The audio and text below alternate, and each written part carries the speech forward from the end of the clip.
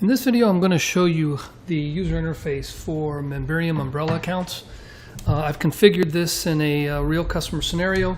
In this site, we've got a My Profile page that is set up for a parent and for a child, and you'll see how the options we offer are different.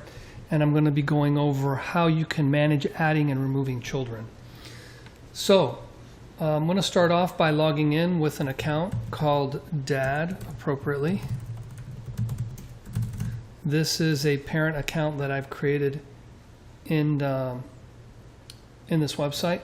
I'll go to the profile page, and you'll notice on the profile page we're offering update personal information, change password. These are Memberium shortcode implemented. And then I've got these three buttons. These two buttons, this one is going out to a for-to-pay page, enabling them to look at their bill and possibly pay for it. This one kicks off a tag that cancels their subscription. So these are things that you'd want the parent to do because they're the ones that paid for the subscription.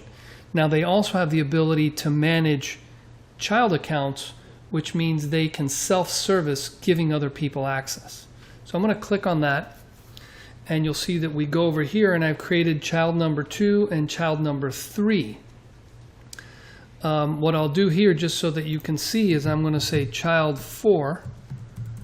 And I'm going to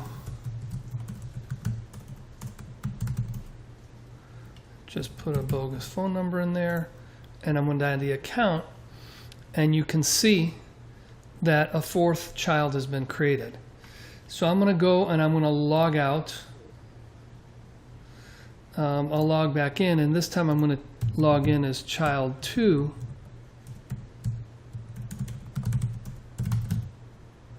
Then I'm going to log in, and you'll see that the profile page for a child is very different. We don't have those buttons because we don't want them canceling the subscription. We don't want them getting into the billing of it. We do want them to have their personal information. We do want them to change their password. So I'm going to log out, and what I'll do now is I'm going to log back in as Dad.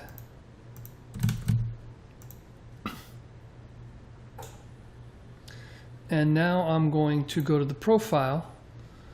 I'll go to this child number 2 account that we've been using, and I'm going to disconnect that one. So that's gone. So now if I try to log in as that person, I'll try to log in with the same password that I was just using. I'll log in,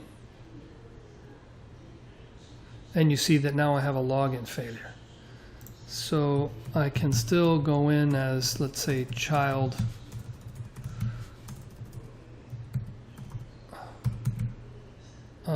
3. I'm not going to type in the child 4 one that I created because I don't have that password until it arrives in my email.